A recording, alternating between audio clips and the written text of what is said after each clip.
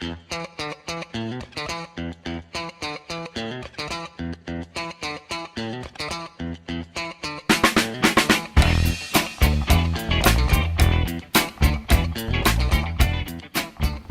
everybody, and welcome to The Gift is More Than Just a Game. We're here with Coach Wash here from Fontana, California. I'm Raymond Booker. You was a coach too. I'm Coach Raymond Booker, and we have here Rashad Moulton, tonight our special topic is special needs in athletics, and it's a topic that we hardly ever talk about. Coach Wash. Rashawn. Coach Wash, what we got here, man? We got Rashawn.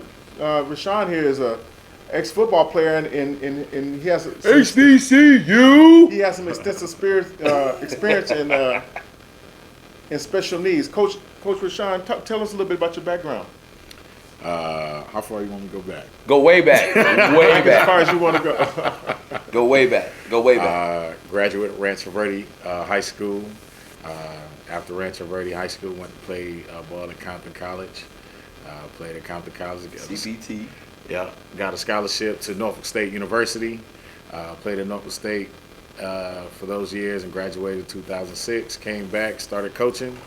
Went back to my alma mater, coached at Rancho Verde, then coached at Colony, coached Pomona High School, and then Corona High School, and then started off Frat Boys 707. I remember them days. Yeah, back when. 707 was really just getting started. Yeah. The originals, and so, just really got tired of coaching. I ain't gonna say, yeah, I just got tired of coaching. Tell the truth, shame the devil. Got tired of coaching. Just the politics of it all, and wanted to focus on just helping kids get to college, period. And then, after that, after I started, my eyes was opened, I should say. After my eyes was opened about our kids going to certain schools, I decided, I just wanted to focus on helping our students get to HBCUs. And so that's what I do, help students get to HBCUs. And then I'm a special education teacher in San Bernardino City Unified School District, where I teach emotionally disturbed students. Wow. That is a great resume. The biggest thing, I'm Coach Wash here, me and Coach Booker, we have this gift is more than just a game. We want to really inspire you out there. We really want to bring the audience to us. So something that we say to you guys, intrigue you guys. With Coach Moulton, an HBCU graduate, what is the biggest challenge with teaching now in your special ed field? Special education, sorry. I'll say the biggest challenge in teaching now is just the kids just wanting to learn. Kids wanting to come to school with some enthusiasm and just literally just wanting to learn. A lot of these kids, honestly don't want to learn, and some of these kids just don't care. And so just trying to get them up to teach. Now, don't get me wrong. Like I said, I do teach in San Bernardino, and so we all know what San Bernardino like. What San Bernardino's like. It's tough. Yeah. So I'm that teacher that I will stop class and have heart-to-heart, real conversations with our students because they don't get that at home. You don't know what their parent life is. Now say it again. You don't know what their parent life is at home. Yes. And a good amount of them probably don't even have a male figure at home. Yes. And so, and then I will go there. My African American students, some of them, you're lucky if you're gonna have a black male, positive male figure in their life. So, I'm that teacher that like I said, I will have them heart-to-heart, real conversations with our students. Wow. And so that's the thing. It's just teaching now is just beyond teaching. It's not just teaching anymore. We're social workers. We're case carriers. It's a lot. You part-time parenting and things like that. So part-time parenting. Teachers don't get paid enough. No, that's in my eyes, in my opinion. Coach, when you say you have to wear all these hats, how do you find the balance as you as a man to handle that? You're not a boy, Damon. Yeah, You're a man. It's not that, honestly, I mean, Because if you take the hat off, you just a man like everybody else. We take Yeah. all these hats, yeah. and you got your your thing too. What how do you handle that? I mean, it's difficult, I deal with my own issues, and like we talking about mental health. You understand what I'm Yes, saying? Like mental health. that's real, Yes, So mental health. we go to school to teach our kids and help them, but they don't realize when you leave that campus, Mm-hmm. you dealing with your own issues as a man, too. Coach Moten, What's up? Teacher Moten. Let me ask you this question real quick. Okay. As a teacher / coach, which is basically a mentor, how do you prepare yourself and deal with the special education side with the children? How do I prepare myself to deal with the special education side? First and foremost, prayer. He said it, y'all. The P word. Yeah, prayer. Prayer. It's my relationship with God, my Father, and it's just trying to find that work-life balance. I understand the demographic of students that I am teaching when I go to school. Right. I understand who I'm dealing with. I understand where these kids are coming from. So a lot of it is also just having the patience. Especially, like I said, I teach emotionally disturbed class, so you got to have a lot of patience. Explain that. Emotionally disturbed. Go into detail a little bit more about emotionally disturbed. Yeah, because No, because you're gonna help somebody. Yeah, because so many of our athletes are overlooked. No matter what color they are, there's our special needs thing with athletes, and our athletes are really sometimes overlooked when it comes to their emotional stuff. And Coach Watts, to his point, when he was saying disturbed, I don't think he meant it like that, but emotional, special needs. A lot of our athletes are sometimes looked over when they have special needs, and so what Coach is saying, how you balance that in the equation? Yeah. Okay. I mean, so first off, like the students that I have are accustomed to having outbursts. They can get physical aggressive. Okay. They they need more support than what the general ed population can give. Okay. Okay. And so people fail to realize, like, just because you're in special education doesn't mean like you're not smart enough or things like that. They just have these disabilities that cause them to learn differently. Okay. And so, because I teach the same curriculum as general education. Okay. Okay, that's interesting. That's very Yeah, That's interesting. very I teach this- interesting. yeah, I just differentiate a little differently than what general ed, because my students have these disabilities. And so that's all it is. But as far as emotionally disturbed, now I may have kids that may be ADHD, bipolar, they have outbursts.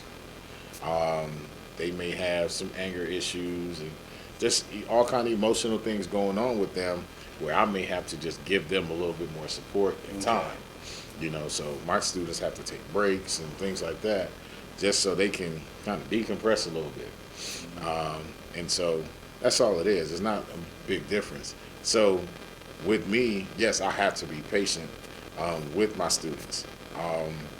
And when it comes to kids on the field or the basketball court or whatever, just coaching, you tend to just understand them a little bit more. And I mean, we're talking about being mentors and coaches. We have to be able to relate and understand our students. All Yeah, right. be on the same page. Yeah. Gotta be love honest, them, buddy. yeah. Gotta love them. Yeah. Gotta love You them. know, Gotta love them. and so that's one of my strengths, is being able to build relationships with my students.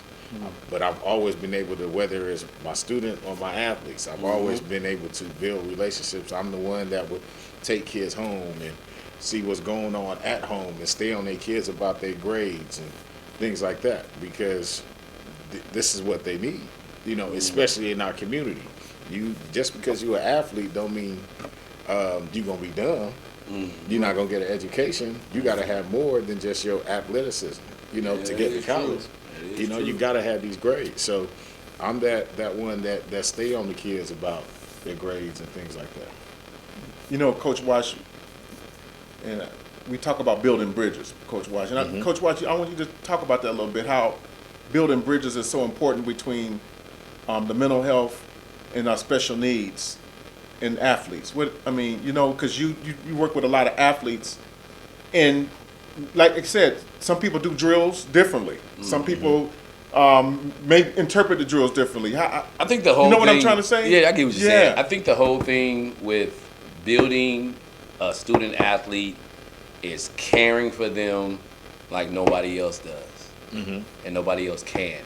They'll respond to love, but they'll also respond to corrective criticism if you know you care. If they know you care. Besides by letting them know you care, a young man or young woman, you also have to have it in your heart of how and knowing how to deal with every challenge that they're going through. They have disturbed households. They have social media. They have TikTok, all this stuff, Instagram, that allows them to be distracted. But you have to understand they're going to go through situations and evolutions that we went through, but it's in a different time. But it's the same exact thing. And that's what I've learned as a coach, as a mentor, as a father, is let me tap into what you're going through. Because you're going to open up to me, and I'm going to basically explain the examples, everything that you're going through, because I either went through it and I learned a lesson from it, but I feel it. I feel what you're going through. I feel what the dynamic of how I can enhance your life and inspire you. It's crazy. It's crazy you say that, because one of the things I realized from coaching is just how God worked it. Yeah. Because I Man. realized the kids that I'm with on a regular basis were the kids who come from similar backgrounds Yep. of myself, single parent. You understand what I'm saying? Yes, yes, Maybe yes. in an abusive home or something like that, struggling, and it was like, hey man, I understand exactly where you come from. Booyah. Booyah. And now you give them detail. Yeah. And then what happens, you give them detailed examples about what you went through. And they're like, dang, Coach Wash, you went through that? Yes, I did. And this is what happened. Man, I was doing this. I was But doing that. the crazy thing about it, and I didn't realize it until later, is like, you know, some of my players still, they'll contact me on Facebook, Coach, man, I remember this, da da da Boom. da. I still remember what you taught me. Boom. Because And I we plant the appreciate, seed. yeah, I appreciate that. But the thing is, they don't even realize how much they helped me. That's therapy. Right. Giving therapy, receive therapy. It's reciprocity, guys. You know, when we talk about the laws of reciprocity, but to Coach Mo's point, when you say about emotions, our athletes get emotion from us. Yes, They yes. feed off our emotions. Yes, And you get to a point where you know where your athlete's having a bad day. The athlete knows if you're having a bad day. Yeah, yeah. The athlete knows, you know, that's how you build a team. Yes, And it's yes. just not X's and O's. Nope. No. It's about about feeling. It's how you make that kid feel. Yes, And yes. you know, you both guys know how your coaches made you feel. Yeah. And I want to talk about that on that note, Coach, about, you know, what is the thing that you do the best, you think, to help the kid, the motivator, to make him feel? Even in the classroom. Even in the classroom, dealing with the special needs kids. I'm honest. Honesty. I'm honesty. You know what? Now, how much truth can they take when you're honest? I mean, you gotta. Each kid is different. Yes. Right. So yes. you can't go there all the time with, you know, the same way with each student. Yeah, But, you have to feel them out. yeah, you got to get a feeling for them. But because in my class, there's sometimes where I can take my students, depending on who it is, and I'm like, hey, come here. Get your Yeah, and we got to have that conversation. here. You know? No, Yeah, no, seriously. We got to have that conversation. I be And the thing is after I talk to them, then I call a parent and tell the parent, this is what I told your child. yeah. You know, because I keep them open lines of Of communication. course. Yeah. Yeah. Yeah. And a parent told me today, she said, when I found out my son was gonna have a male teacher, I was so happy. Boom. You understand what I'm Wow. saying? And so that because a lot of these kids are not getting that male presence. Yeah. So now we translate it to the field. Yeah. Again, honest. I have students that will hit me up to this day. Hey, coach, you know what? There were some times when I hated you. Hey, I get it all the time. You understand what I'm saying? But the thing is they know I love them. Yeah. Right. Yeah. Yeah. You know, yeah, you yeah. built that foundation. I built that Hate me foundation. now, love Exactly. me later. And the thing is I That's my hated motto. you Yes, indeed. back then for certain things, but it's Yeah. like I realized what you was planting and pouring into me, Yeah. and I appreciate it. Yes. You understand what I'm 'Cause saying? life shows itself. In life, yeah. Life shows itself. Yeah. Wow. You know, 90% of our teachers are female. And Wait, you have the actual fact on that? yeah, it's 85 of them around that ballpark. A lot of our teachers are female, and the reason that our teachers' unions are female dominant. So trying to get males in is kind of hard because it's a female dominant profession. Wow. I might have to look that up. You looked it up already. Yeah. Because you deal with it all the time. Wow. Hey, coach, you just sparked something in me. Coming from California all the way to Virginia, how was that experience, and what was that like just to be in an HBCU atmosphere? I have to say it was a culture shock. It was different. Now, the HBCU atmosphere wasn't nothing that I had never seen. Even though I started building more of a closer relationship with my father when I got into high school, and my father is from and lives in Baton Rouge, Louisiana. Okay. So I would go down to what they call the Bayou Classic for Oh, Thanksgiving. boy. Okay, everybody So know the about Bayou Classic is Southern University versus Grambling University over Thanksgiving holiday weekend. Yep. And so I went, the first time I went was my freshman year in high school. And it was at that point I was like, look, I want to go to HBCU.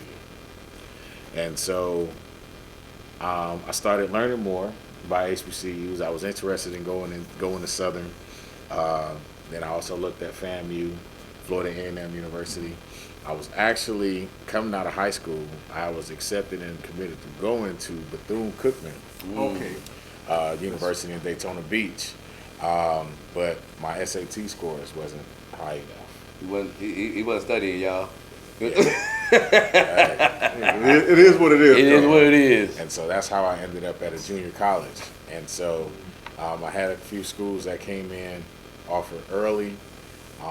In Norfolk State, I chose Norfolk State because I'm originally from Brooklyn, New York. So I was like, look, let me go on the East Coast where I can be a little closer to my family and I can see them. And Like so, where the Tim's at. Okay. Look at the Tim's. but you know what? It was a culture. I was living in Compton, and so having my own, even though it was rough, but I was able to manage and Yes, persevere yes, and have my yes, own. yes. And then going to Norfolk, like I'm not gonna front. Like I was ready to come back home. Of course. You know, it's a big culture shock. Yeah. And so, but my teammates was like, bro, like we got football. As soon as football hit, you're gonna be Wow. fine. And they did not lie. As soon as football hit, and then the sun hit, I was like, yes, Lord. He's like, yes, Lord. Yes, so, Lord. so being at an HBCU, what can you give parents that never experienced it, or parents that are still interested, and their child going to be, to an HBCU? I know where you're going with this, and I'm gonna say this: I'm going somewhere, y'all. I'm going somewhere. I left California a boy, and I came back a man. What the? Period. Now, Look, break and- that down. And then here's the thing. Again, I told you some of my background and how I grew up. Right. I didn't realize it until later how I had anger issues, always fighting, and like I got to Virginia and was kind of doing the same thing, quick to fight and do, but their faculty care about you. It's not we just gonna kick you out of school. You understand what I'm saying? And those are the things that happens to our boys when they go to these other schools. I often said, I ain't gonna say said, question. You come to the hood to get our black players, but yet you don't have nothing set in place for our black players so they can adapt to this new way of life on this campus. That's the reality. And that's the reality of going to an HBCU. Exactly. You expect our players to now go to your campus and then transition like. That's not HBCUs though. No. It's- At these other schools, Okay, we call okay. PWIs. Yes. The difference is at an HBCU, you have coaches and faculty that understand the kids on campus, Okay. and they care about your students. Okay. You understand what I'm saying? You're not gonna come in this classroom with your pants hanging off. Your Okay. butt. When you come in this More classroom, disciplined, more structured. When you come in this classroom, you got to take off your hat. Okay. They gonna call your parents and tell them, "Hey, look, they not coming to class." Yeah. You understand what I'm saying? And then you're not just gonna get kicked out off rip just for something that you did. They gonna work with you and give you chances. Gonna If talk you to happen to get kicked out of HBCU, that's because you done had too many chances and they done. There's nothing they can do. Wow. Okay. With all that being said that we talked about today, and we asked you questions, we went to your heart, we went to your job, went to your ex stuff, your coaching and everything you've done. What do you think your true assignment is dealing, not just dealing, but what God has really called you to be and do for your assignment? Is it teaching? Is it coaching? Is it mentoring? Who is Rashad Moulton? Ooh. That's a good question. You trying to go there, huh? I gotta go there. Now, Jesus. honestly, my calling is in teaching, but more mentoring. Yeah. I told you already, like I teach, but I do a lot of talking with my students. Yeah. You understand what I'm saying? It's like we have a lot of kids coming from broken homes. A lot of kids. Wow. A lot of kids. Like, I mean, whether it's homelessness, proper meals, abuse, whether it's any kind of physical, drug, alcoholic. You understand? And it's deep. I remember having a student when I first started that he would always come to class just angry, and I'm praying. I'm like, look, I'll stop my student. I'm not gonna come in here with this bad energy. But he would always just be bigger. So I'm like, hey, look, come on, Yeah, man. I get you. We gonna go outside, and we talk. Come to find out, his parents are alcoholics. And I was like, I get it. You understand what I'm saying? Yeah. And I'm talking about, here's a 8th grade kid that will call the school and tell the school, hey, I'm gonna be late today. He called the school to tell the school he gonna be late, but I'm coming to school. It's funny how the student teaches the teacher, and it seems like you have evolved and made yourself Dang. even more educated, even more valuable. Yeah, So to teach, yeah.